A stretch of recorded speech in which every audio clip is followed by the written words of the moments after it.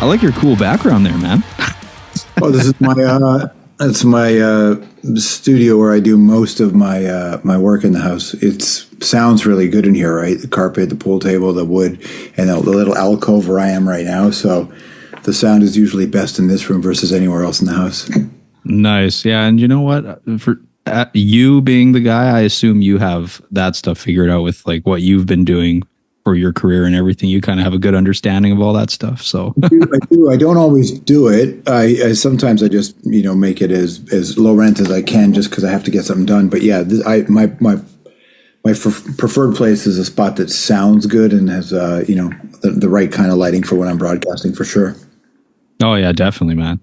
And yeah, it's this is crazy for me to kind of be talking with you because it's just like I just remember growing up watching you off Much Music, and just always that's where I got my music news, man. Was watching you doing Much News. And it was such a funny thing too. Like I remember the first time I seen where it was like George Stroumboulopoulos, and I was like, that is probably the longest name I've ever seen.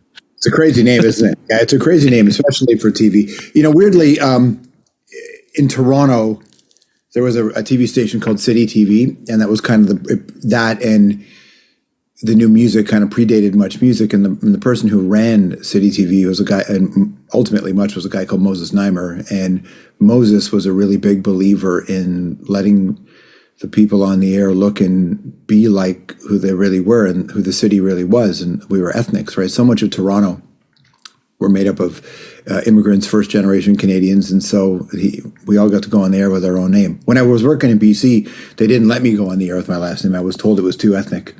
I was going to ask you that if like when you first started doing that, was there any discussion on the name, like shorten it or have it be different, that kind of situation? Yeah, 100%. 100%. I tried to pull a fast one on everybody and call myself George Jefferson, but they wouldn't go for it. George Stark after a Stephen King character. There were a bunch of different names I wasn't sure about. But honestly, I never really wanted to change my name for radio. I have this problem, which is I don't want to do anything that's bullshit. So I'm the same. Yeah, I think that's one thing I love about you is I totally get that vibe, and I love that. Well, and I don't think that, and I think there's lots of legitimate reasons to change your name for radio. For sure, I totally get it. Privacy being one of them. Women have a very different experience than men do. So when I say bullshit, I don't mean bullshit, but for me, it was just, I didn't want to, I was thinking about how much work my grandparents and my parents had to do to even get to Canada, to immigrate to Canada and try to set up whole new lives. And I just never wanted to. Here's the thing. Most people who change their names for a variety of reasons. But one of the big reasons is because of the ethnic sounding name. I felt like I would be disrespecting my family if I had changed my name. So I didn't want to do that. Now, I didn't realize this later that they probably wish I had changed my name because of all the stuff that I said on TV and on the air and the radio. So it backfired perhaps, but Well, yeah, it's funny because I remember first seeing that and it was like the longest name I've ever seen. And it was at first too, like being a young kid, I was just like, is that like a joke? Because sometimes you'll see like people have like joke names. It's not really their name. So it took me a while and I was just like, oh yeah, no, that's his real last name. My real last name, yeah, for sure. For sure. It must be fun to this day still being like, having to spell it out for people probably like in that situation of how do you spell that? Like, But I forget sometimes. I have a. Oh, do you? Yeah, I have a rhythm, right? I have a rhythm on how to do it. But the truth is, my brain moves at a kind of erratic pace that I will just run over my own name sometimes. Not gotcha. That's fair, man. And I wanted to, like this is fun. I get to like learn a bit more about you. So. You initially, with the start of your career, you wanted to get into radio, right? That's right. Yeah. So when did you figure out that you wanted to take that path? I don't really know if there's a direct answer to it, except that I loved radio and I love music and I love talk radio. I just love what it means to a community when it's done well. So I remember calling in talk radio shows when I was 11 and 12 years old to get on the air to talk about politics or something. And really? yeah, for sure. And I would, listen to music radio all the time. Where did you grow up? What city did you grow up in? Edmonton, Alberta here. Edmonton. So I don't know what it was like in Edmonton in the 80s, but in Toronto, we had a radio station called Q107 and we had a radio station called CFNY, and they were epic, man. They were. Oh, and yeah. it was a little window of when the radio stations were really interesting and powerful and cool, and they didn't feel like sellouts. And so when you grew up in that kind of community, you're just forged in it, right? And it's funny, when I ended up going to Humber College, there were a lot of people who were in my class who had the exact same reason they fell in love with radio, which was because of Q and NY. They were just epic stations. The college radio stations in Toronto at the time were pretty cool. It was just interesting, and Toronto was a really diverse, interesting place. So, but here's the thing: I never actually thought you could do radio for a living. I listened to it and I loved it. I didn't know that you could do it. And it was only when I was working as a movie theater usher, where there was a Humber College Adult Learning Center next door to where I was. And there was this woman who was working there who I was sweet on. So I used to always go visit her. I was an usher. On my breaks, I would go hang out with her. She was way out of my league. I had no chance. She was very, very nice to me. And one day she gave me a course calendar for Humber College, and I saw radio was a thing. And I went, oh, I'll do that. Because I went to go get my motorcycle license. And so I was doing that. You took it at the same place in the parking lot of the college. I didn't plan on going to university, didn't apply to university, could never have afforded university. College was not interesting to me. I had no plans on doing it. I thought maybe I would be either a filmmaker or I was driving a forklift at the airport on the weekends, unloading cargo containers. And I thought maybe I would just do that. I come from a very blue collar family. And so that was it. I'm not a particularly ambitious guy, which sounds weird considering how driven I am. Oh, 100%. But I'm really driven. It's just not the same thing to me. Maybe that's a semantic argument I'm making, but it's certainly how I see it. And then, radio just kind of happened. I saw it and I went, okay. And that was it. I took to it very quickly. Like it's funny. I'm a really shy guy, and I'm more antisocial than people would believe. And I spent 85% of my life alone in my days. Maybe not 85, but close to 70 alone. Like I'm alone most of the time, right? Okay. And that's just who I am. But when the mic turned on, it just became a natural thing for me, because what I really love is being connected to people in some kind of artistic way. And radio to me was this beautiful path, beautiful art. Yeah, that's interesting that you say that. That really like reminisces with me, because I'm kind of the same way because like I had a band and all this stuff, but like I was very introverted. But when it would come to like being on stage, like I just loved being on stage. I love singing to a crowd. And even like with this podcast, like I enjoy just having this connection and talking with people and finding a connection and just like having fun. And it's like just reminisces with what you say. And sometimes people don't really understand it, but it's because I don't think it's the same thing, right? Meaning I don't think being an extrovert means you're a performer. I think you can be, but it depends. It really depends on what kind of performer you are. If you're just like a performer, then yeah. But if what you're doing is mining something that's smashed deep inside you or inside the culture or the era, that's not performance. It's work. That's why I really liked heavy metal and hardcore and punk, because it was work to smash this out of you. That's Totally. the same reason why I don't really connect to a lot of pop stuff, because it's performance. And again, performance it's not a knock. It's just not why I got into this. Exactly.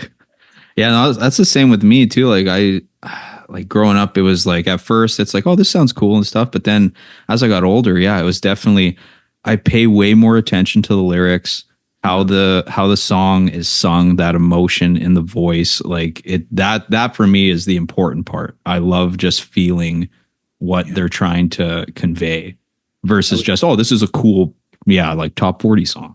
was talking to Jeff Tweedy from Wilco not that long ago, and we were talking about songwriting. And he was saying that one of the things he loves is that he wakes up in the morning and there isn't a thing, and by the end of his day, there's a thing. He made a thing. A song is a thing, an experience. It's a message. It's whatever it is. He said it wasn't there when I woke up, and now I've got a thing. And that's something really cool about being a builder. Oh yeah, 100%. And I guess because when did you kind of discover like metal, hardcore, punk? Like how old were you when you kind of found that genre? I was about, I don't know if I was 5 or 6 years old when within the span of a very short time, I saw The Exorcist, I saw Night of the Living Dead, and I saw Alice Cooper on The Muppet Show. And so, you know, this is all, I think, before I turned 7. Before I turned 7 or 8. So I don't know.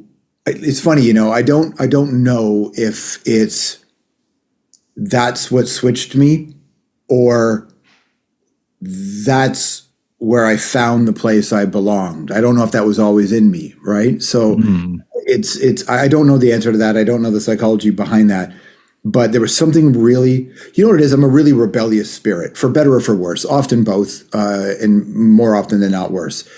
So rebellion to me has been a driving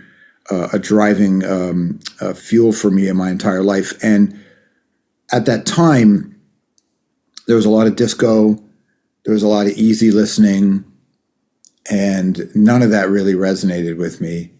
But you hear Alice Cooper, you hear Iron Maiden.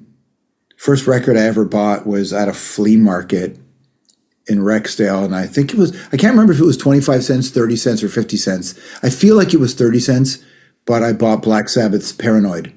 And, ooh, nice. And I mean, that was a thing, man. You know, the first, like, it's funny.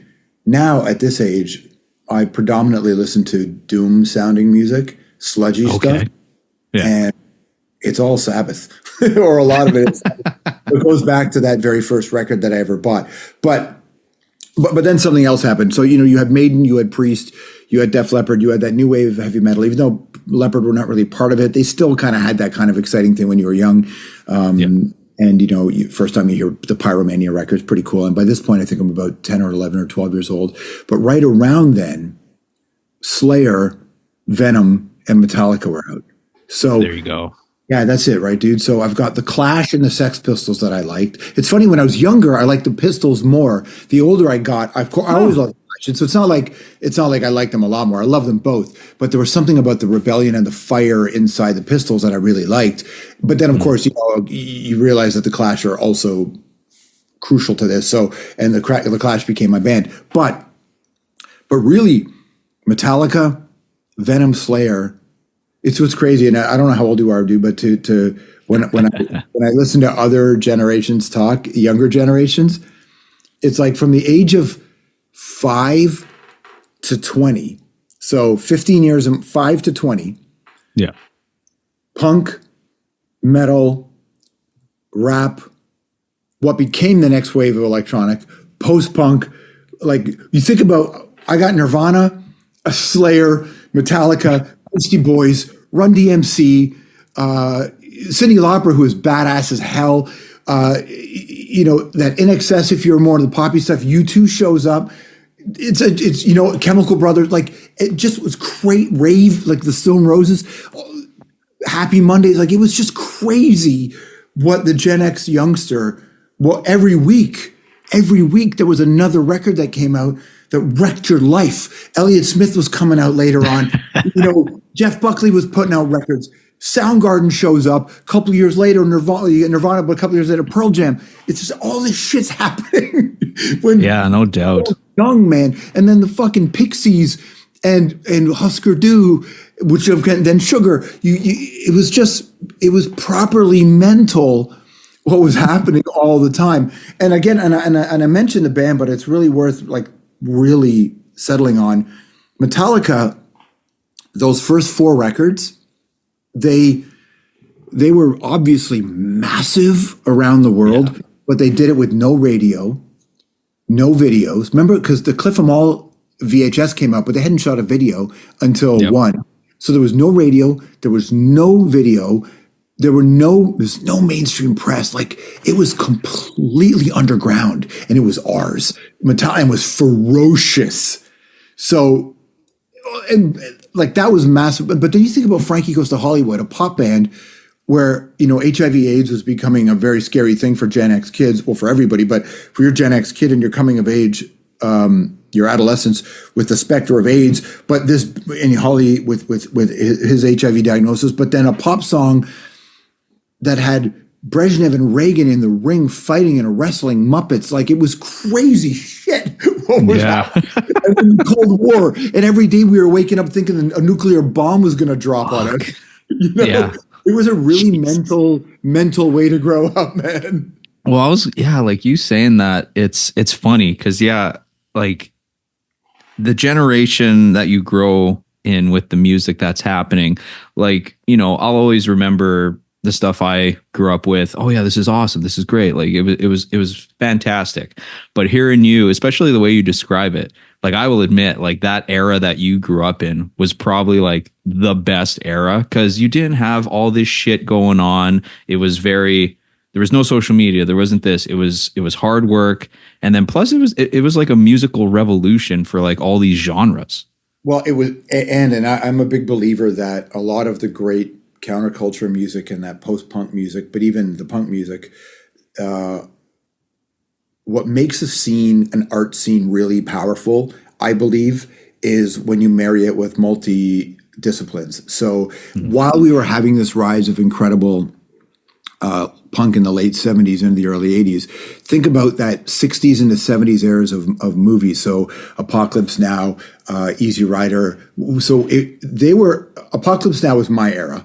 The Wall was my era. Godfather came out the year I was born, but it was still part of the culture. So we had this little window and then the independent stuff that came out. So all the crazy Roger Corman stuff that was coming out, but Jim Jarmusch is showing up. A few years later, we're going to get Quentin Tarantino. So you're getting insanely Kevin Smith, like really cool music and film at the same time, written by and film and music made by men and women, but also people who are defying what gender could be, like Culture Club and Genesis Peorage and how insane some of that stuff that was coming out of and then Bad Religion shows up. So, but like it's what I'm saying. Like, every day there was just another world beater, and it wasn't just music. It was film, and we were reading Stephen King at the time too, and Anne Rice was coming. So really crazy. There was a lot of grist for the mill, Jesus. Yeah. Just hearing you describe all this, I'm like, fuck, I wish I was around come that time. The only downside, bro, is that it means you're old now. And that's the only downside, but I don't mind it. Well, I was going to say, man, like the years have been good to you for sure, dude. Like you look great. Thank you. It's just only because I appreciate that. But I forgot to mention, like really, I mentioned it, but really the late 80s when raves started to happen. All of a sudden raves were happening. But no, you know what? I never cared about my health at all. But in the last, I'd say 10 years, I've really started to try to see if I can undo some of the damage. I don't think I can undo the damage, but I'm trying to build around some of the damage I've done. I've had a lot of motorcycle accidents and injuries and concussions, so I'm not in. My brain is a bit scrambled from all the head injuries. So I feel good mostly when I'm being really intentional about it, really active. Like I try really hard. It's been the last 4 months I haven't been able to keep up, but I was just because I've been on the road most of it. But I was walking 2-3 hours a day, working out a lot. Like I'm trying really hard to be healthy. I'm just grateful I survived this long. So I don't want to. I don't want to break down. I want to actually fair, get man. out of this life as I can. Well, that's fair. Yeah, like even me, I'm just I don't know. Ever since because I have I'm married, I have a kid, but especially once I had a kid, it was like okay, I gotta really do what I can to stick around as long as I can, and I've always been pretty big into health and fitness too. So it's something even anyone who does it who's been doing it for like 30 years or whatever, they still have their struggles too come time to time, right? So it's good that, you're taking, accountability for it and stuff, and that's awesome. A lot of it comes back to my politics anyway, which is I think that I'm not a conspiracy guy by any means, because I actually don't think it's a conspiracy. I think it's pretty out front. Our food is poison, our drinks are poison, our water is poisoned, our air is poisoned, the earth is poisoned, we're losing soil. For me, a great act of rebellion is to try to be healthy as best. That's a good way to put it. Right? Because they want us on medication. They want us buying garbage. And I went to a double feature last night over here around the corner. Tarantino has a movie theater around the corner from here, and I watched a double feature of some like really crazy shit. One of them, but Prince of Darkness was the second film, but the first one was called Quatermass in the Pit, which is this really wild, British horror sci-fi kind of thing from the 60s. But I say that to say, I ate a bag of popcorn and I bought some bullshit candy to eat. And I'm like, God, what am I doing? And then you make the mistake of reading the ingredients again for the 400th time because you already know it. And then you're looking at this and you're like, God damn, this is not. No, man. So I'm definitely make the wrong choice a lot. But they want us buying this shit. They want us unhealthy because it's a business for them. And I know that there will be people over the years who will say to me, "Oh, it's not how it is." By the way, those same people are just starting to wake up. The right wingers who used to complain to us about what our life was, about what we used to fight about. Now they're starting to realize that, maybe the government isn't on your side. True. Even though they're the government and have propped it up forever, they're just taking the tactics of the left. But so I think being healthy is. I understand that not everybody has. I made a conscious decision a long time ago to never have kids. I didn't want to get married. I didn't want to have kids. I didn't want that. I knew that if I had a kid, that would have to be my priority, and I don't want that. So I wanted to be as in the fight as I possibly could all the time. Gotcha. I realize it's really hard to stay healthy when you have family. I get all that, and it's so expensive to eat just as an individual. I can't even grocery shopping. Holy shit! How have we not burned the whole system down already for this? Yeah.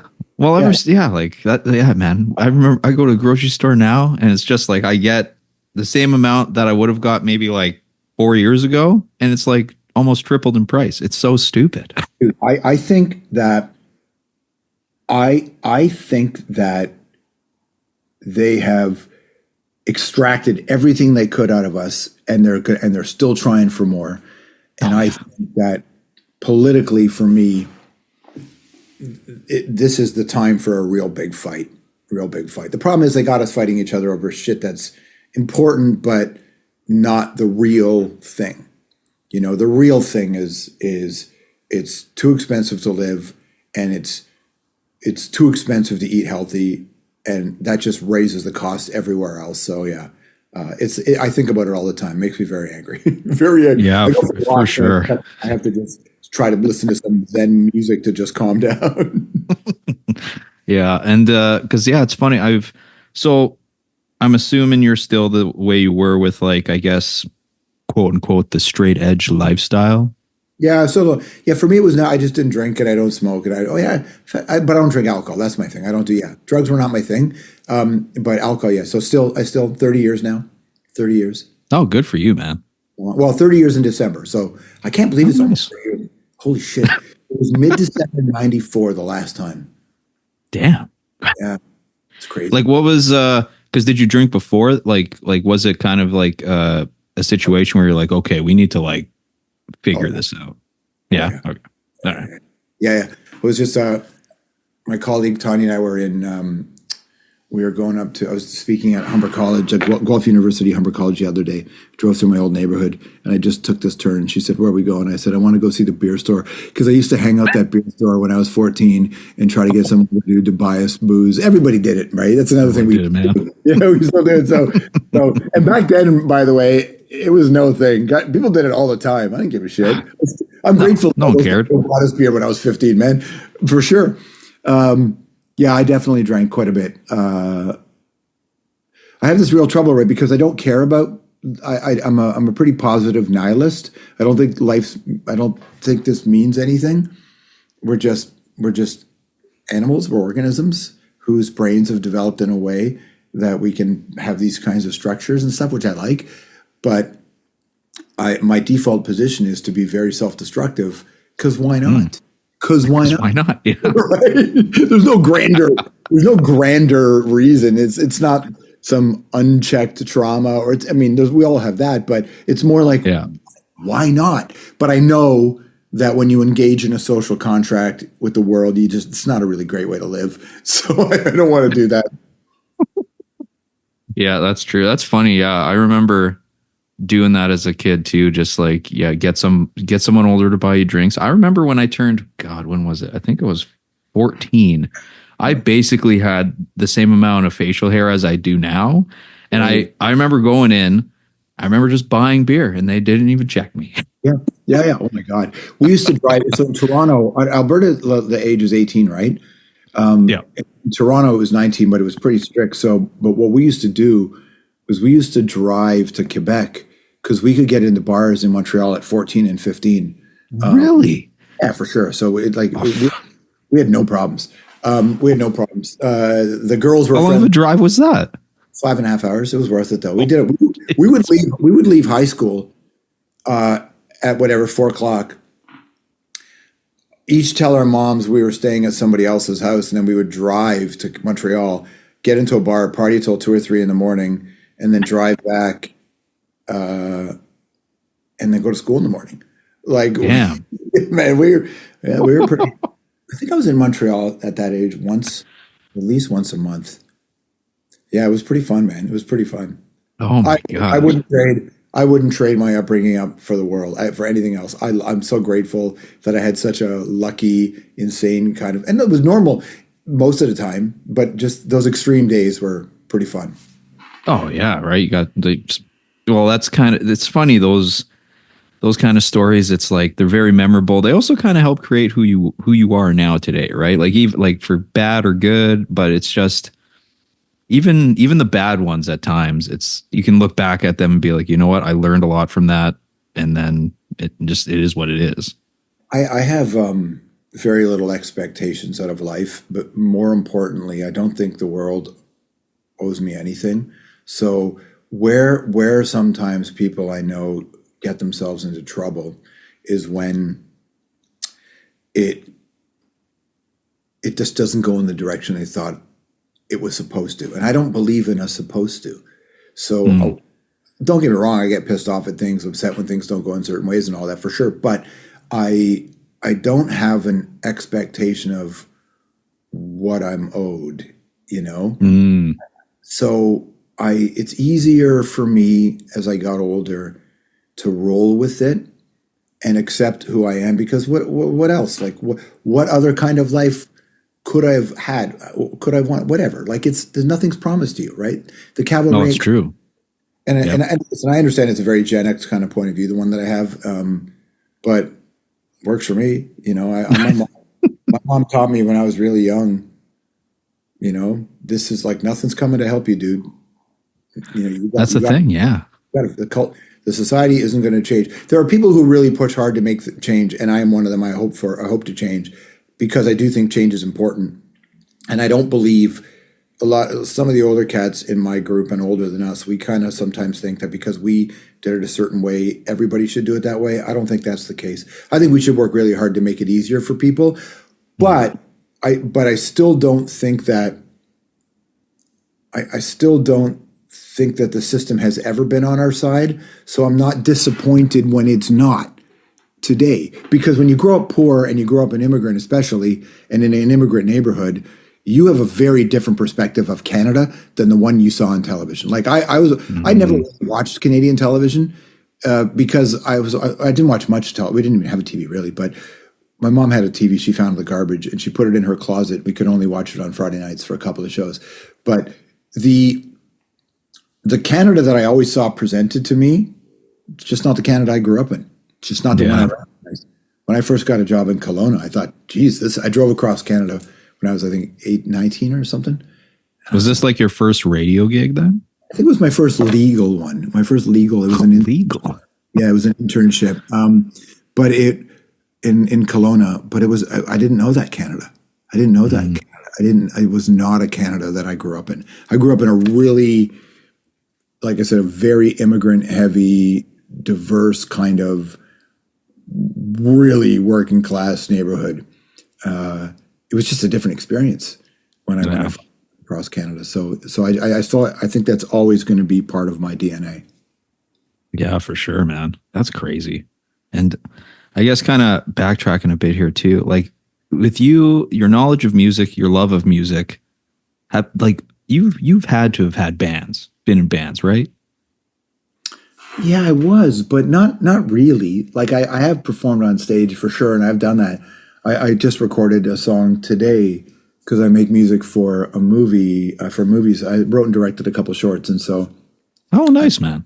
so I was today. I just sent it off to an engineer, my buddy Todd, who I've been working with for a long time, to try to salvage whatever the fuck it is I tried to pull off. Because I don't really know what I'm doing. I know how to play piano. I'm a piano player, but I've Oh, just okay. been teaching myself, all this other crazy shit and learning how to make beats and score. So I'm very much in, in this. I live in under headphones, kind of making sounds.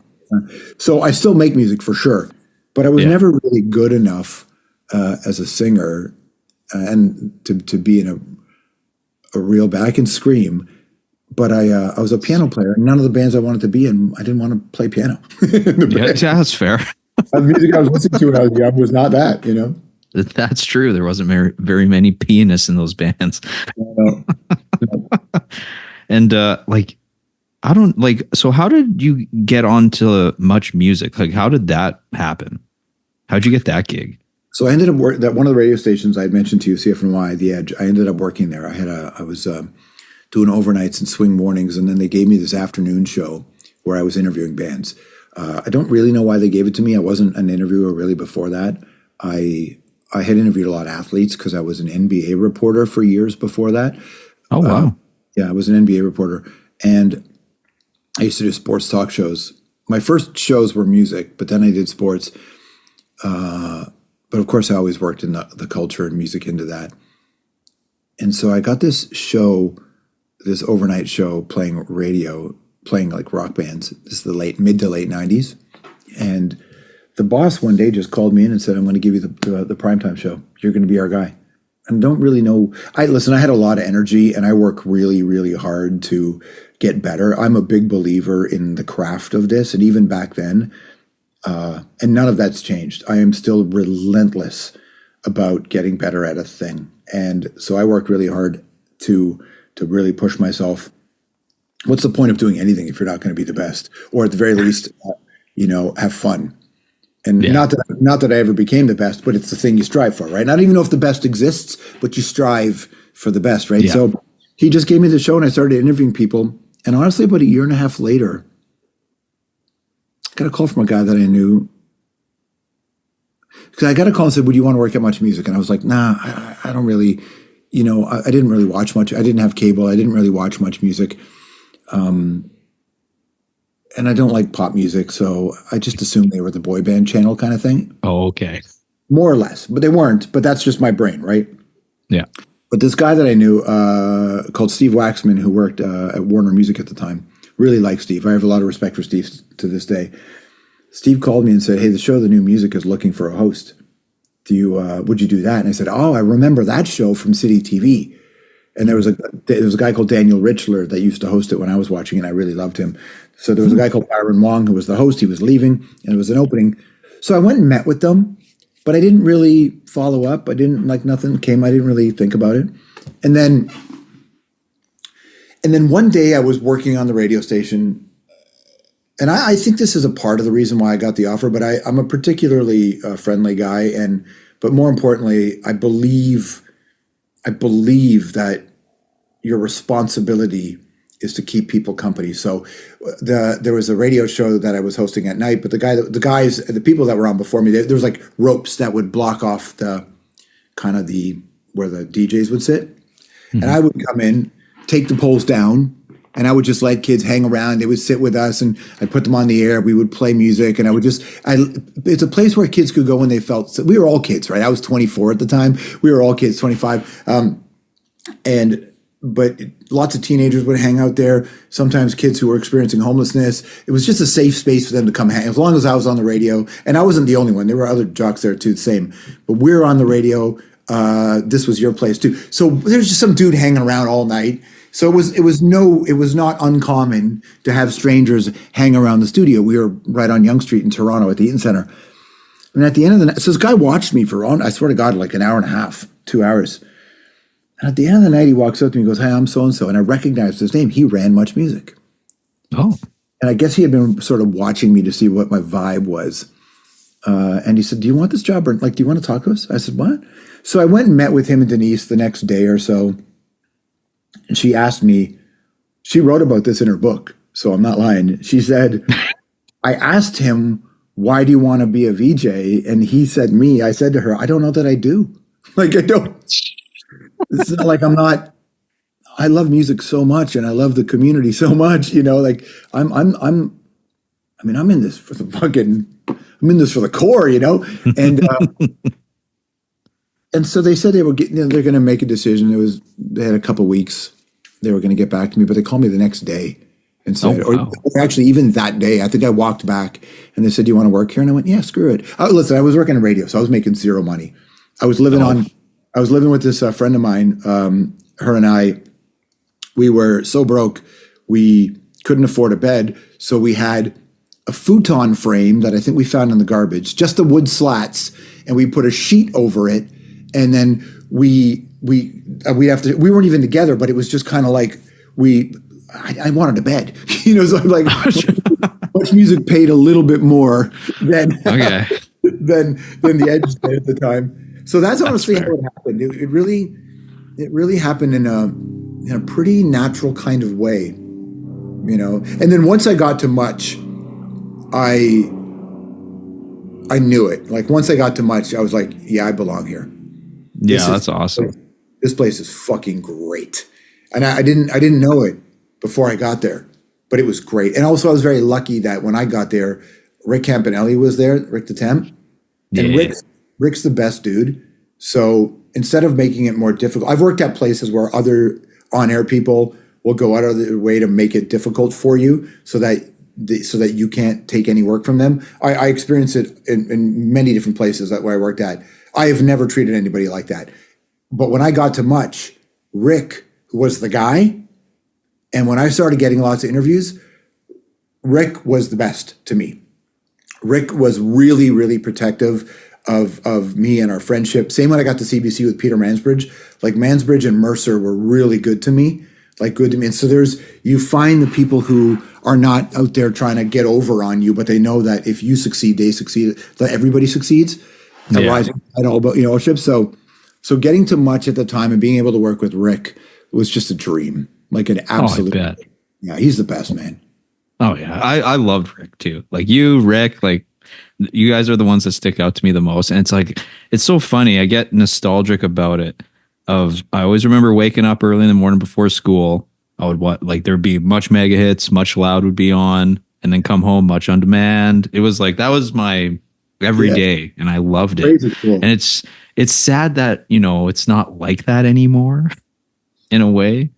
Well, no, I don't think in a way. I think in every way. I think in every way it's sad because, and here's why, or at least here's what I think. I think there's value in the communal experience. Yes. One of the challenges with the on-demand world is that it's all in your own space only. But when you're watching things with the nation and it's live, it's more powerful. Oh, yeah, 100%. And I believe in that collective energy. And I don't mean it in that kind of like ethereal way, but I believe that there's a collective energy when you get to see this video together at the same time. I think that's cool. Exactly. Yeah. Plus it's like, plus in a way you can now, but I and I is the much the Much Talks, the Too Hot, the Too Much for Muches, the Live, like all those big shows, like walking on the street with U2 or the White Stripes or fucking, I remember standing there, dude, one Saturday afternoon, sound check, like an afternoon.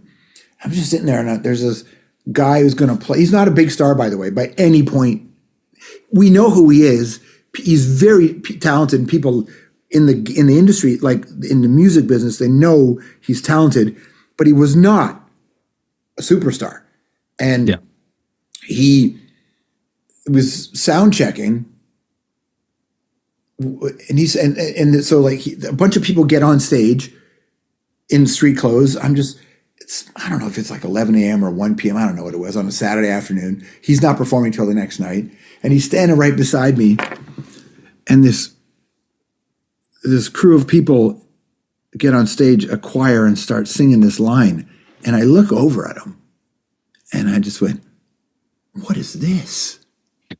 He said, "I know, right?" I said, "Kanye, what?" It was Jesus Walks. It was, they all went up, Jesus Walks. And I'm just looking at him like, dude, what the fuck? He's like, I know this is it, man. This is it. Yeah, we had Kanye early on, like early. I still have a picture of me and Kanye from like the very beginning days. And I'm not a huge Kanye guy by any means anymore, how he's evolved. But what a moment. Yeah, man. And I remember that one day that it was, again, a Saturday afternoon a sound check when the Guess Who were playing in the parking lot, American Woman, and Lenny Kravitz goes on stage. And that's the first time they ever met. And Lenny had a hit covering American Woman. So Lenny and the Guess Who were collaborating and performing American Woman just a random Saturday afternoon before the MMVAs. And I'm just like, what is this life? You know? Yeah, it was cool. I saw Prince, David Bowie in the hallway and talked to him. It was amazing. What a life, man. And it's funny too, because I was looking, you weren't there that long, which 5 is years. 5 years. Yeah, see, I thought it was way longer for some reason. To me, it seemed like forever. You know what? Here's what happened. When I got there, here's what I think why it feels that way. Because there are still people who, to this day, talk to me about seeing me much, but I think they would have been too young to have watched me. But what happened was, like I said, I have this voracious appetite to make things. So when I got there, every time there was an interview to be done, I would do it. I would volunteer. So I'd be sitting there. And when I first got there, there was a Much News show, and a guy called Dan Eisen was the producer. And Dan, I don't know, this is like late 90s, early 2000s. And he's like, hey, do you know this band Cracker? I'm like, do I know? I just started. Like, of course I know. I love Cracker. I love Camper Van Beethoven. Like, I love Cracker.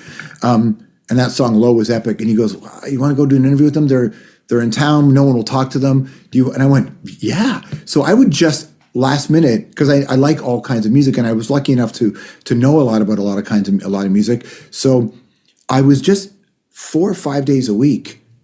I'd interview, 15 people, 15 artists in a week sometimes, probably closer to That's 10. crazy. Probably like 9 or 10, a couple a day, but it would some days it was really busy, and I would just go from here and do that. 3 interviews today. I'd go do 2 over here. And I was just always saying yes. So what ended up happening was when I left Much, they just kept replaying a lot of my old shows. So it just felt like it was on for, because I had just made so much stuff with them. I'll tell you that era that I worked there, I worked with producers and hosts who were all in. Like Rachel Perry was so great. Rachel Perry is so talented. Bradford Howe is so talented. Sookie and Lee is a goddess, like that. It was just, Nam was amazing. Master T, like it was, and of course Rick was like the patron saint, No, 100%, man. Yeah, it bums me out that, that's just gone. Like, we had our Much Music, there was MTV, but it's just like, they're gone, and it sucks because I feel like that was such a staple. And like you said, it was community, right? Because now it's just, where do I go to watch a music video? Oh, I guess I just go to YouTube. Like, so it's all the stuff that happened later. I think there was a big change. One, it was just the management changed, right? But when so the guy that came to that radio station that night to keep an eye on me and he was the boss. His name was David Kynes, and he worked. So Denise Donlin was number 1. David worked with Denise. David used to be an editor on the new music, and Denise used to, of course, be on air all the time as a producer. So the people who ran Much Music in my era, the first half of my era, they were the defenders of the faith too.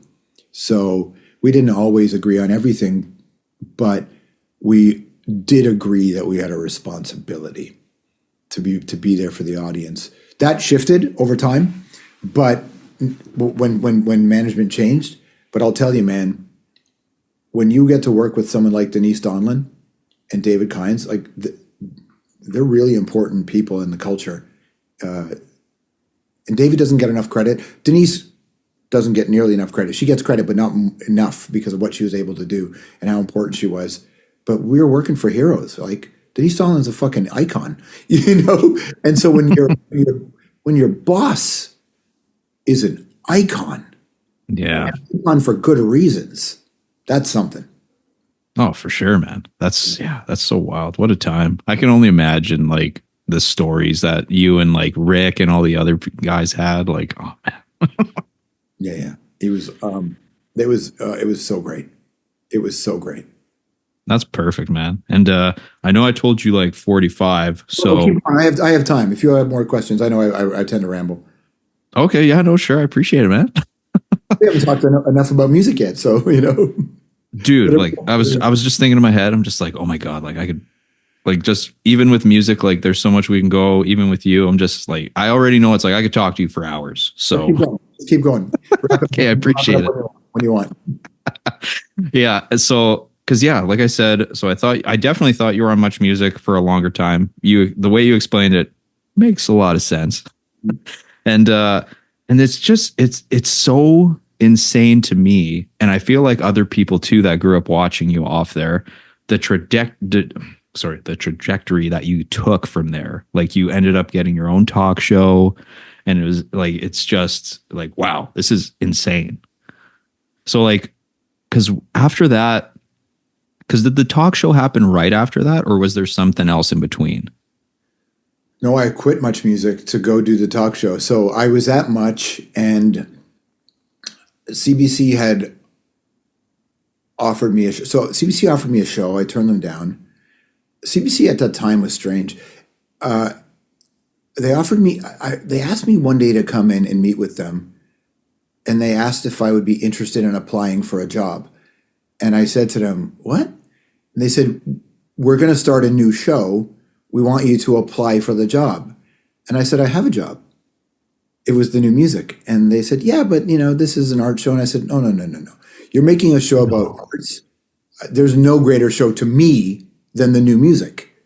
Mm-hmm. And so it predates MTV. So I was like, no, I'm not doing that. And I guess, so I didn't, I said, I'm not putting my hat in the ring for this. It's not that I'm against applying for jobs, but I just thought, if somebody has a job, you either offer them a job or you don't. And so that's because I came from private broadcasting. So I said, no, I'm not doing that. And then I got offered another job at CBC and I said, no. It was a more interesting job. It was a news job. And I thought, oh, that's neat. And there was already new management at Much. And I could see that it wasn't the place that I loved. So, but again, I still thought I was going to stay at Much for years and years after that. Because if I was still at Much Music and we were still going the way we were, I'd be happy. Like I loved it. But I'd be happy. The world would be a better place if there was more Much Music. I'll tell you that. I agree. But what happened was, so CBC offered me this. They called me and said, we want to offer you a show. And I was like, what's the show? And they said, we don't know. And I was like, yeah, no, I'm good. I'm good. But they were good people. This is what I realized. Like, this is what I tuned into, is that, they're good people. They're interesting people. So they were doing a thing called Greatest Canadian. They asked me to be one of the advocates. I said only if I could do Tommy Douglas. They agreed, and we won. And in the process, so leading up to that, when I was shooting it in the summer, they had offered me a new show. I said no. They offered again. I said no. But I could tell, like I said, I was getting a little bit, I looked at Much Music and I went, I think this place is starting to not be the place I care about the same way. Mm-hmm. So I kept meeting with my manager, Michael, asked me to meet with them again. And he said, meet with them one more time because they're good people. And then just say no, because they wouldn't accept my no, he's told me.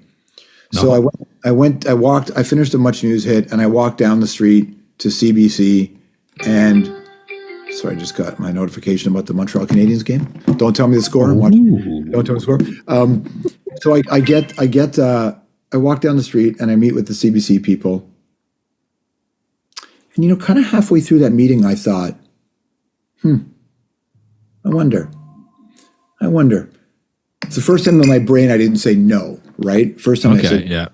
So I just got a notification. On the Citizen app, there's a shooting suspect in my neighborhood. Let me just turn this off.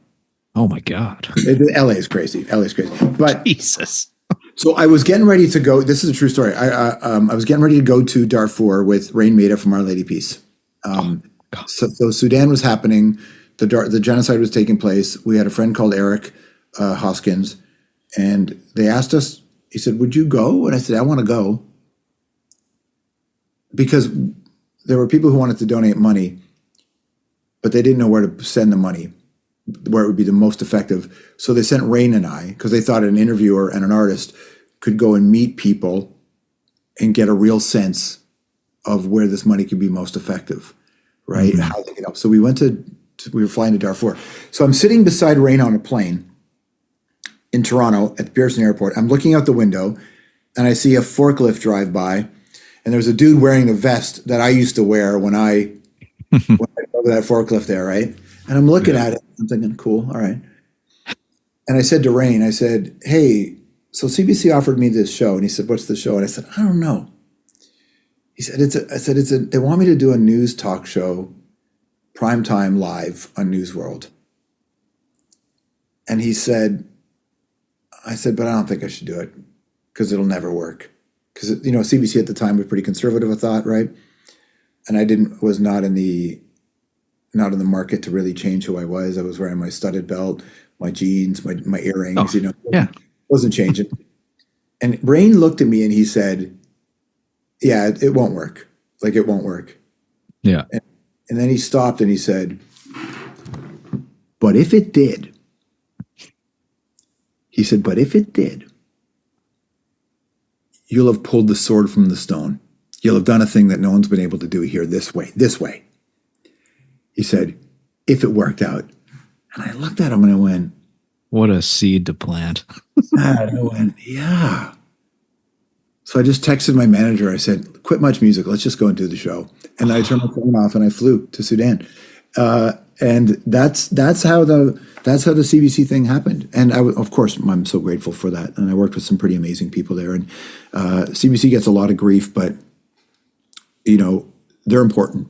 They're important. Yeah. And I was really, really thrilled to be a part of that time and to launch a show like that. That's crazy. Well, thank you, Rain Maida. Fucking A, man. Fucking A. Because if Rain had said to me, don't you dare do it, I probably wouldn't have done it. You wouldn't have done it, yeah. Jesus Christ.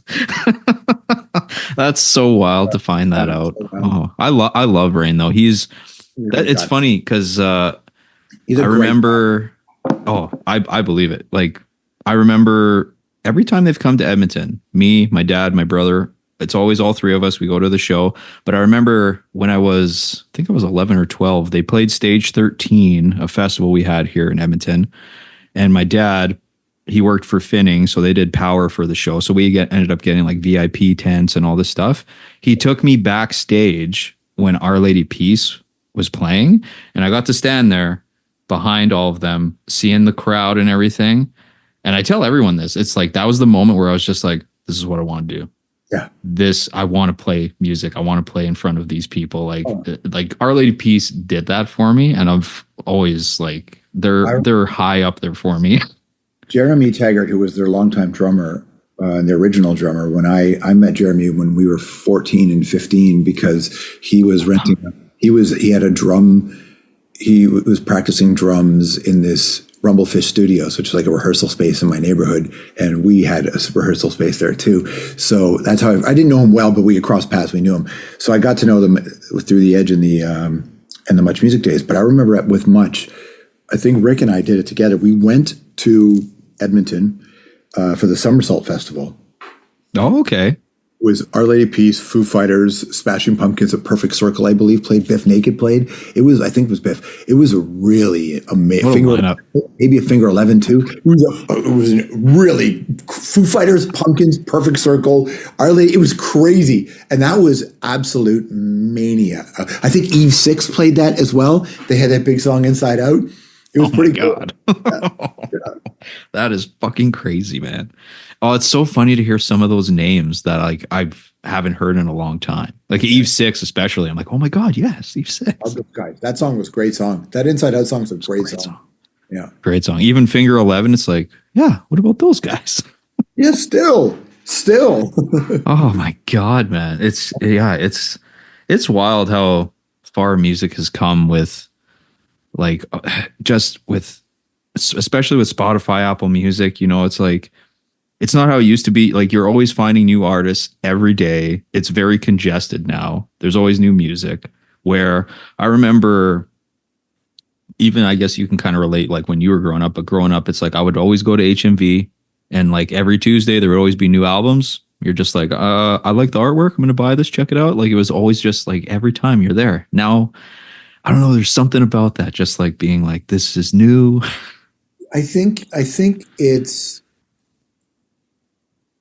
there's something to be said about the economics of scarcity, right? And when you work hard to buy a tape or a CD, Yes. it has a certain value. So I'm not saying music doesn't have value. I stream all the time. I love it. I work at Apple Music. I love it. I think there's room for lots of different ways to listen to music. But the younger generation, the streaming generation, they don't have the same relationship with music the way we do. And just like, pre-rock and roll music was different, right? So Yep. people related to it. So nothing exists the same way forever.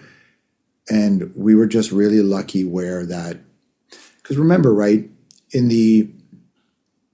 especially the transition from vinyl to cassettes. Mm. Because and what ended up happening is the Walkman. So when the Walkman happened, everything really, really, like I think it was just a revolution when the Walkman happened. And Dude, the fucking Walkman. the Walkman's the fucking best thing ever, dude. And until the iPod, like that That anti skip button never worked. It never fucking worked. but so when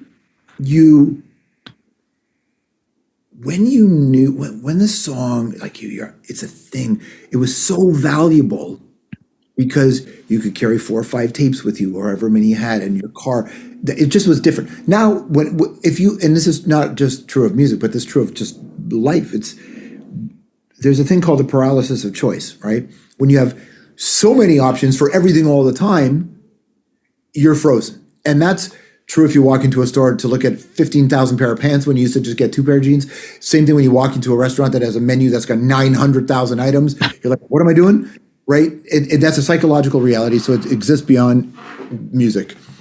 Yeah. But when you didn't have every option available all the time, you just have a different relationship with it. I'm not saying better or worse. That's for each individual to decide. Because with my music brain, having really developed it in the physical era, now streaming is great for me because I'm able to, at a moment, go that one and this one and that one and this one and that one. I don't really rely on the algorithm because I am my own algorithm, right? True enough, yeah. I'm like a walking algorithm for music, but mine is an algorithm of the soul, not an algorithm. Yeah.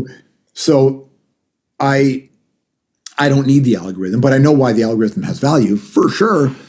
Yeah. But so for me, it's like streaming is I was DJing a set the end of August at this crazy fucking place.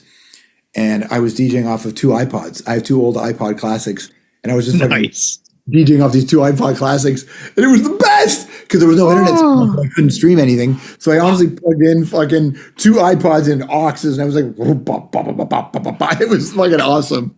You know what's the best about the fucking iPods? I still have mine. And I remember I went through it not too long ago. And I remember always transferring music to it. But you'd have like 5 like artists of the same artist, but like there was always different, like it was a lowercase Yeah, letter, totally. and it was An like, God underscore. And damn it. yeah, I know. Yeah, it's crazy. Totally. Yeah. And you're like, which one was it in? Damn it. And you got to try and find it. You're like, oh, this is so annoying. Yeah. Yeah. But like, even with the Walkman, it's funny. As soon as I think of the Walkman, I immediately think of Limp Bizkit and Papa Roach, because those two CDs I played the shit out of when I first got So a you had it. Walkman. You had a Discman. You had the Discman. Yeah, Or yeah, Discman, yeah. yeah, Discman, yeah. I Well, just played the shit out of those, man. oh yeah. Do you know how the Walkman was? Why the Walkman was created? Do you know Oh, you're gonna know. Tell me. the man that ran Sony Yeah. was always on these really long distance flights, right, to run Sony. So he was traveling around the world all the time, and he was an enormous fan of classical music. And back then, airplanes didn't have this. It's not like entertainment centers and all that. And Yeah. so he was an innovator.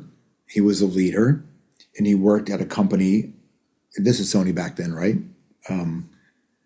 Where he said to them, I have these long haul flights, and I want to be able to listen to classical music on these long haul flights. This is the boss. Figure something out. And then there was somebody else in the company who I think had been working on something in the space, and they kind of came together, and the Walkman was created for the love of music. It was for the love of music. Beautiful. A guy could travel with it and on the long haul. You know, Audible was created by a guy who loved audiobooks, loved them, traveled with books on tape. Him and his buddies figure out a way they met over beers one night and just said, how do we do this differently? And that Audible device became kind of an inspiration in some ways for the iPod, according to people, including Steve Jobs. They figured out, well, what if we plugged this device into the Ethernet connection, like your phone line at home, data can be transferred. Just smart people who have a passion for a thing figured it out. And that's how we got Audible. That's how we got this guy's name was Don Katz. And that's how we got the Walkman. The love of music. That hit me right in the soul. As soon as it's like this was created for the love of music, man. Not just for like convenience or whatever. It's like for the love of music. Yeah. And yeah, that's amazing. Let me take so Beethoven with me on a long haul flight from Tokyo. I mean, fuck. And think about our lives are all so much better. So much better because 100%. This guy came up with this thing. Oh yeah, I can't imagine how many like vacations I went on, road trips, and it's just like freaking put my music on. Yeah, totally. Oh my God, that's so wild, man. And because yeah, even like growing up, because like my dad, because he was the same way with like he was like AC/DC, Metallica, Deep Purple, like The Door, like all this, right? And I remember growing up with cassettes, and it was always a fun thing because we had an RV, and he had this suitcase, and you open it up. Bunch of cassettes. So it was always like, okay, we get to pick a cassette. What do we want? It was like Ozzy. Let's do it. Yeah, totally. Yeah, I had I up until only a few years ago, I had a car, I had a Crown Vic, and it had a cassette player. So oh my God. A few years ago, I was listening to cassettes. I still have a couple of Walkmans around here. I mostly listen streaming, of course, and I listen to Apple Music. I mean, I work there, I do a show for them, but I also have an 8-track that's the same color as my El Camino now. So I'll bop on my 8-tracks just to kind of like hear that clunky sound. It reminds me of listening to music as a kid. But dude, listen, Deep Purple are really underrated. I think Deep Purple, if you're from that era, you'll remember a time when people would have said the greatest rock record ever made was Machine Head by Deep Purple. There were people who really thought that. Deep Purple are super fucking dope. And I remember getting my grandmother, my yaya, bought me a Deep Purple greatest hits cassette in the 70s and early 80s. And I listened to it all the time. That's awesome. And AC/DC, of course, are the most rockinest band. Of course. Yeah. Oh, 100%. Well, it's funny because I guess it's not so much now as the generations go, but because I watched that interview you did with Rush. And there was one thing that you said that I was like, oh my God, it's like, I totally agree. Where, it's like you said, you didn't grow up with like, obviously like kids music. And it's like the way you said it was, I feel like, their trees need to be rattled with like that kind of music and stuff. And I 100% agree because that's how I grew up. My dad was just like, here's all this music I listen to.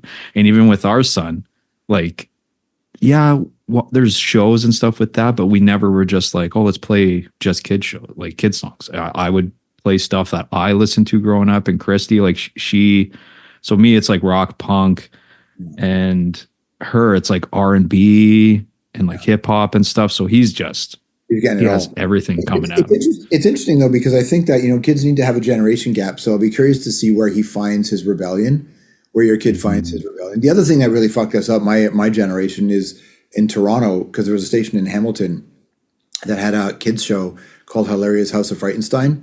And Okay.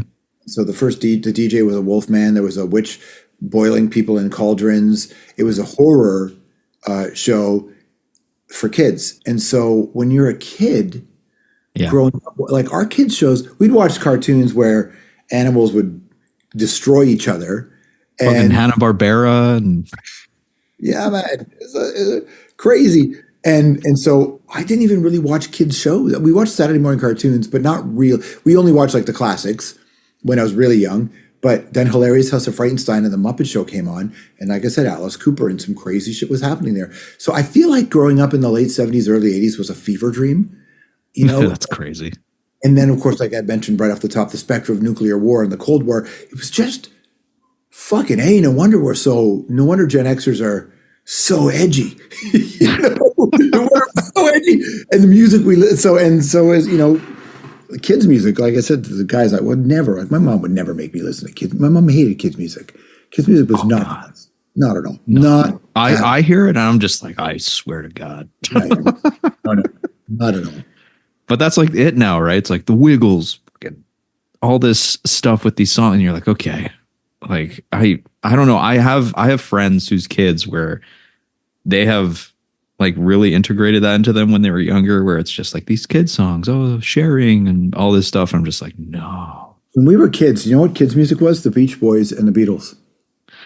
Because fair. It was easy melodies and kind of fun. I mean, like it was. It's all. I'm not nothing too controversial, I guess. Right? It was pretty. Yeah, man. I mean, I was 17 years old. I think it was 17 when I got this cassette called NWA and the Posse. Can you imagine listening to me? So it's not like now I hear old heads talk about the music their kids listen to, and they're like, "Oh God, blah blah blah." Right? We were listening to shit that the president was calling the most dangerous band in the world.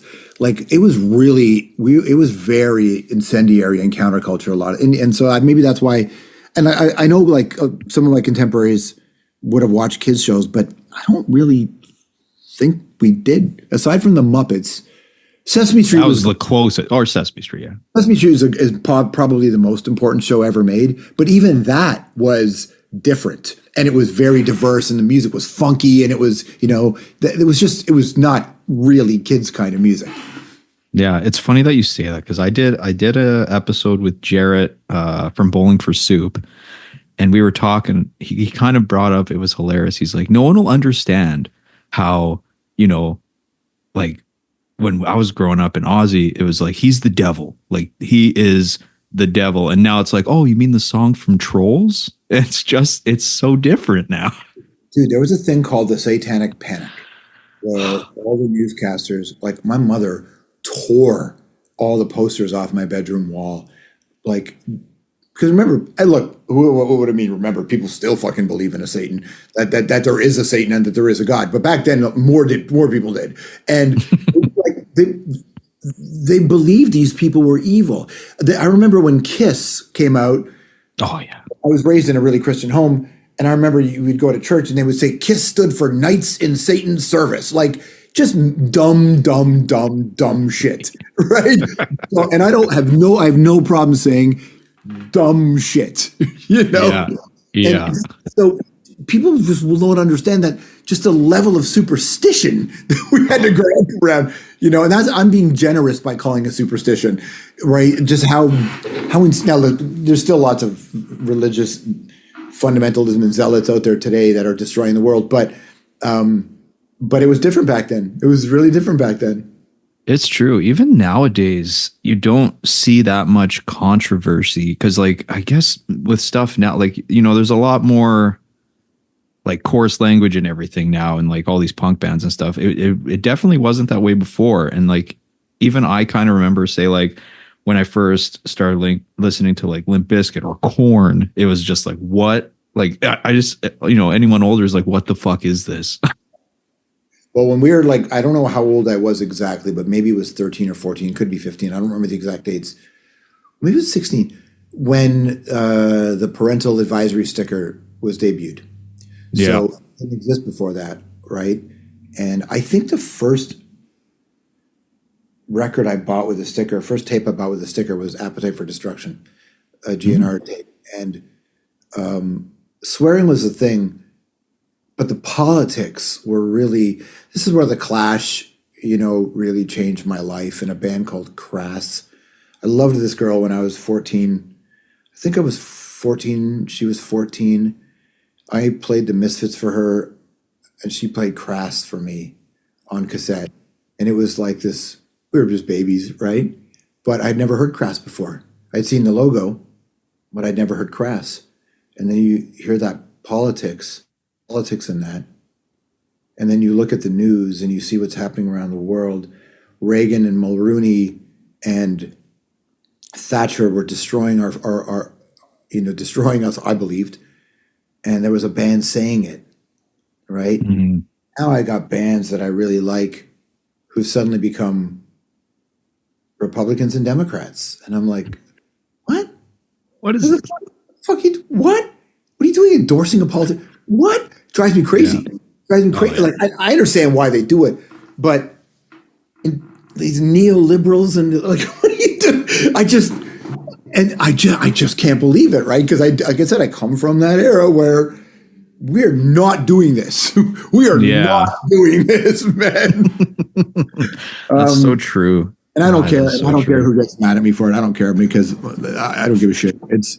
They're like, well, you have to engage in the system. Of course you do, but I'm not endorsing them. My friend just ran and asked me to endorse them, and I had to ignore their texts because I didn't want to. I wasn't going to do it. I'll support you if you win on projects, but I'm not. I don't trust politicians in the way that I don't trust CEOs of publicly traded companies. So I don't trust most media organizations that are corporate media. So I'm going to put my fucking name on this.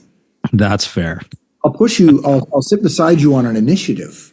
Yes. I'll work with politicians from all parties on an initiative. But I'm still mortified. Like down here in the U.S. with the. Oh, dude. It looks like such a gong show. Dude, and I don't even know when this is going to air, but it's like the election's next week, right? And yeah, exactly. And everybody, all these supporting all these. What are you doing? I mean, I'm here. There's so many like celebrities coming out, and just like you're like, okay. I don't think it helps you. I don't think it helps. I don't think so either. It helps, man. I know that I've never voted. The only time I've made a decision, like a long time ago, I heard that Joe Strummer and Paul Weller were Tottenham fans. Don't even know if that was true. Right? I just heard they were Tottenham fans. So when I had to pick a soccer team, fuck it, I like the Spurs because I heard Joe and Tom, or Joe and Paul. So I'm like, I don't make, politics. Now, U2 never swayed me to vote for anybody, but U2 changed how I viewed the world and my responsibility in the world, So I initiatives and ideas and solutions I'm here for, but it's really it's a shit show down here, but it's going to be a shit show in Canada. It is a shit show in Canada right now, meaning how the parties are working with each other and the disrespect between the voter and the politician and vice versa. It's just look, dude, like I said, this is why I'm not like, it's like, I'm aware of all of this, but it's one of those things that like a party, if someone's talking about, I'm just like, don't do this. I'll get so into it. I'll talk politics all day long, man. Oh my God, I'll fight all day long. Because to me, politics and music are the same thing, right? They're about making the world a better place for all of us. That's true, man. That's true. And this is so I never watched this show that you did, but the one that was wasn't that like I was looking up stuff and it was like a music kind of contest, but it was a Big Brother thing. Well, kind of, yeah. So what they had was they found, it was one of those competition shows. I think we only did 4 episodes. We had about 9 million. I was going to say, I don't think it lasted long. Oh, no, 4 episodes. We had 9 million people watching, which was a big number, but it wasn't, this is in the American Idol era. But ours was was like musicians would come in and be coached, and with legacy musicians, and they would live in this room and they would try to be. But it became far more about the reality. Yes. Yeah. Yes. So I wasn't sure about that show, but I thought, you know what, I should do it. You know, a lot of my friends watched some of those shows, and I never did. I'm like, I should do it, but it never lasted. Yeah, we did 4 episodes. Yeah. One that was almost 20 years ago. That show that was in 2006, I believe. Yeah. Oh, shortly after you left Much, then, right? Because was it 2004 or 2005 you left? 2005. I was at CBC at the time, still doing the CBC. Oh, okay. I did the one in the summer down here, but I wasn't like I wasn't the plan. I was riding my motorcycle across. I would always finish the season of the hour, and I would hop on my motorcycle a couple of days later, and I would ride to LA. I'd spend a couple of months here recharging and getting ready to go back. So I was riding my motorcycle. I left Toronto. I don't know, maybe 2 days in, I was somewhere in Iowa or Illinois. I was somewhere. I was like past Chicago. I was moving towards the next state, and I pulled over for gas. It was in the BlackBerry era, and I had the BlackBerry, and I had all these messages from my agent and my manager saying call. So I called, and they said, so there's this show launching in a week. They don't have a host. They had like looked at 150 people in the U.S. And somebody said, you should go look in Canada. There's this guy up there. So I said, all right, well, you know, listen, it's not really my kind of show, but I'll do it. But I said, here's what I'll do. I'm somewhere in the middle of the country, Midwest. I'll be in LA in a few days, however long it takes me to get there, and then I'll meet with them. And they said, no, you don't understand. There's a ticket waiting at O'Hare Airport for you right now. Turn your bike around, ride to Chicago, leave your bike there, meet with them tomorrow. And that's what happened. And so I just met, and they were like, we don't have a host. You're the guy. And I went, okay, fuck it, let's do it. It was going to be easy money, and it was going to be fun. And it was going to be, that was the beginning of me too, trying to break out of my own comfort zone. Because one of the problems when you do this fucking punk rock thing and metal thing in your brain, you inadvertently become too fucking cool for school. And you know, this bullshit that we build up. And I'm not saying don't have values, have values. Yeah. But I wanted to fucking push myself. What, am I too good to do this show? Fuck off. You're not going to do it. So like, try something. I knew these things weren't really going to work. Same with Hockey Night. I knew it, but it's like, well, that's what I was just going to bring up was Hockey Night. Yeah. Just go for it, man. Lots of people in this world are governed by fear. I'm not one of them. I am not governed by fear. That's good, man. That's good. If I'm like, yeah, or if I really don't want to do a thing, it's like, why don't I want to do that thing? Oh, you question. Okay. Yeah. Do I have some bullshit? Am I afraid? Am I insecure? Am I fucking too cool for this? Those are all shitty reasons. Because you just start to argue with yourself. Yeah, nothing worse than when you look around and go, "Fuck, you're full of shit, dude." So I want to push myself to do things. It means you'll make unpopular choices. It means the public will hate you and attack you for it. But I don't care. Because I'm living my life, right? And there you go, man. When I was interviewed, when I got the Order of Canada, Ben Mulrooney interviewed me on his show. And he said this thing to me that made me laugh. He said, your career makes no sense. He said, he was talking to some other hosts about this. And he said, George's career makes no sense. And I went, you're right. And that's how I know I did it right. Because it makes sense from the inside, which is it's always about exploring and pushing yourself and trying and never being afraid and never being. So it makes sense to me that way. Mm-hmm. But it was a completely atypical path. And that's how I know I did it right. You know, for me. Oh, 100%. Yeah. I guess from the outside, it's just like, what's he doing? Like he's bouncing. Totally. But it's if you're lucky, you're going to be older a lot longer than you're young. So when you get older, how varied and rich were your experiences? Or did you do the same thing every day? If you did the same thing every day and you like it, dope. But I don't like to do the same thing every day. I like to change it up. I want a very wild experience. I hit my 50s when I started making films, right? and scoring films. And I'm like, yeah, man, fucking A. Just keep going. Just keep Just going, keep right? going. Yeah, exactly. That's the vibe. Yeah, and there's That's people, awesome. and like there's people who like me and people who hate me uh, for my choices, and that's cool. Like that's nothing is promised, you know.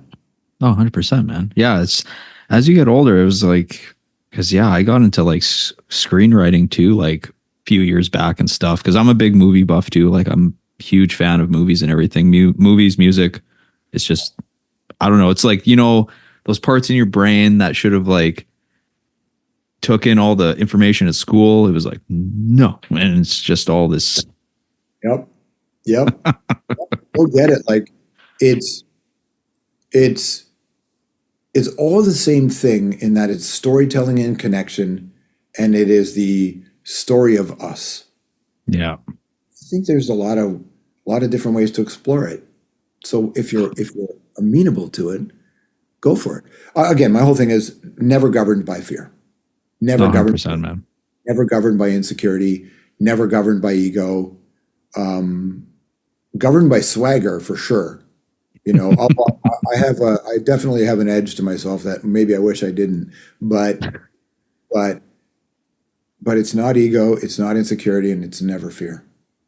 No, that's a good way to go for it, man.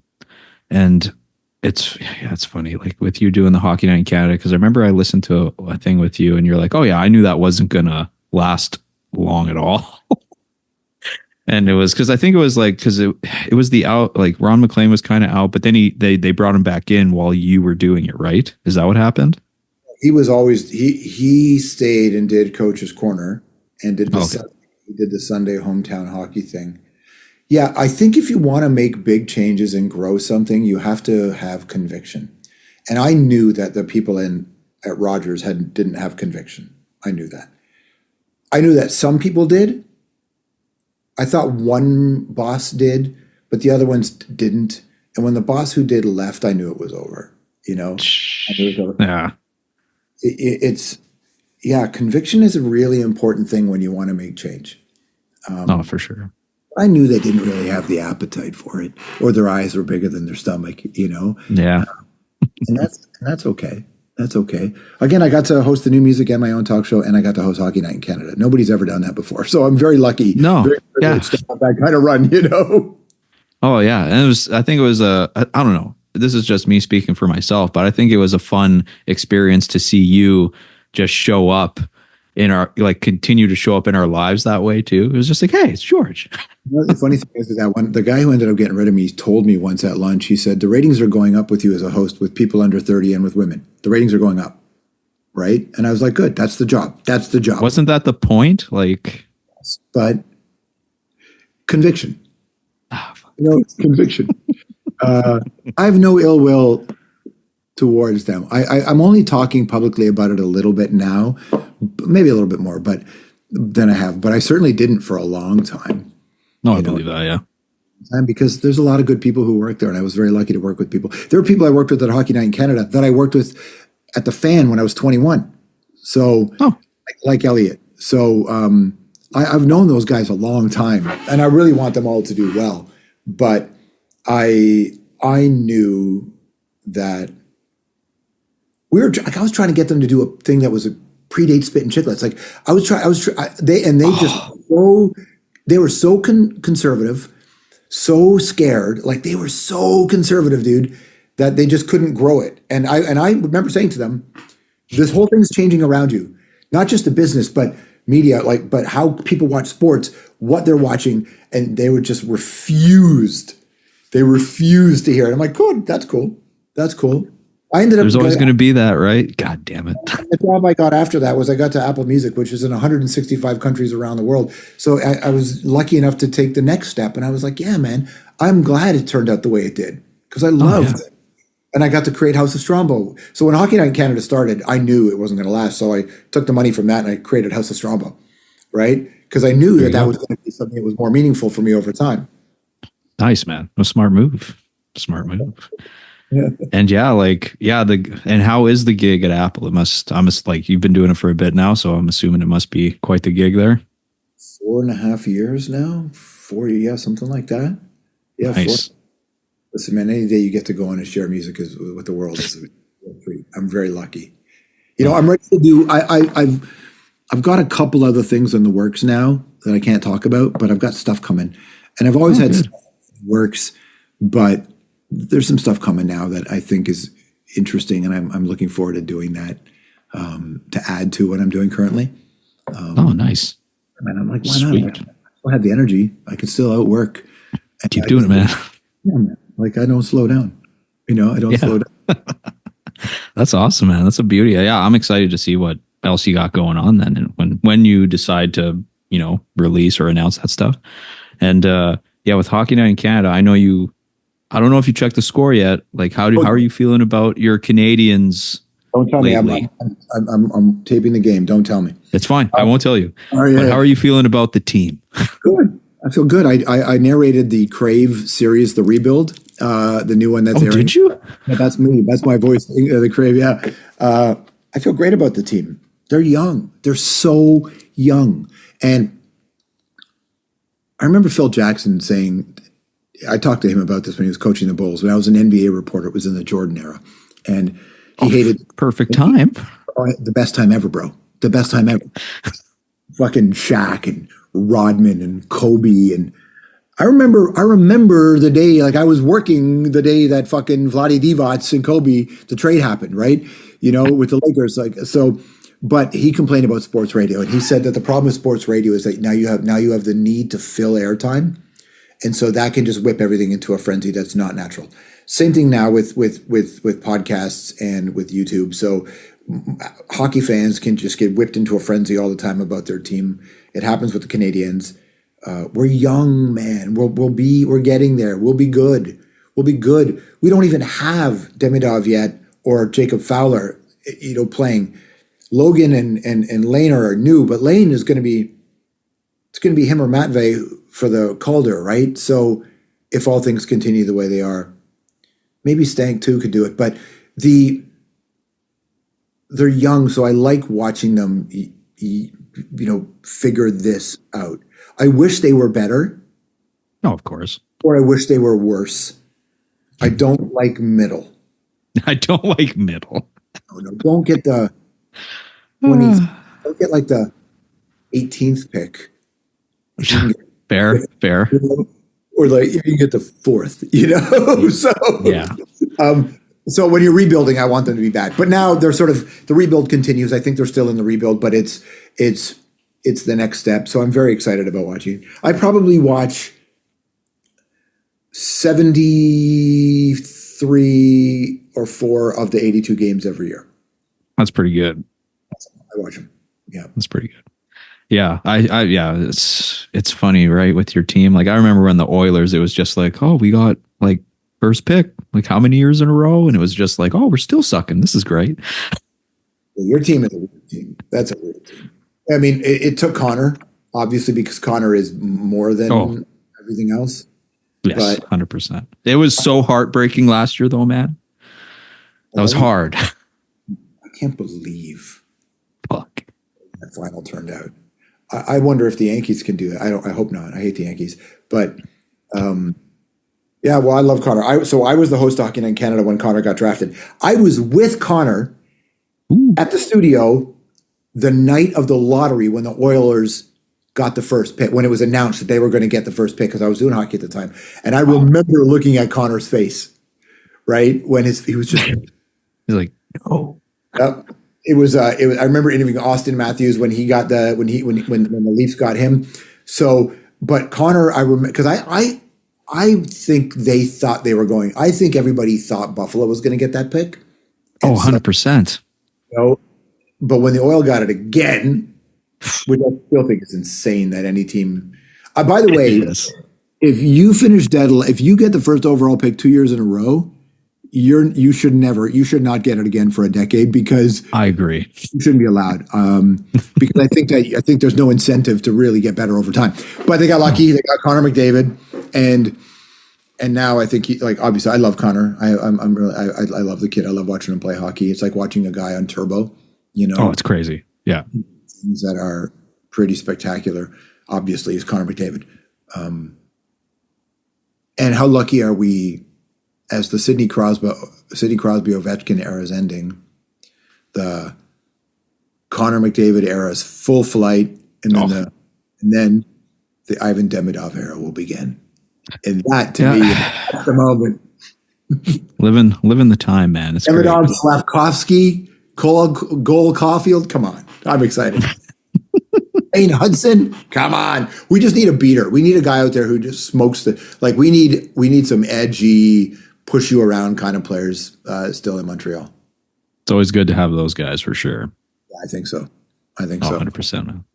Well, George, it's been a pleasure. I don't want to keep you too much longer. Like I said, I could talk to you way longer, even just about fucking music, man. So. I appreciate it. Thanks for having me. Oh, no, of course. And yeah, anyone checking this out, be sure to check out George's show on Apple there. And yeah, man, I'm excited to see. Follow the YouTube channel, the Strombo Show on YouTube, because that's where more stuff's coming.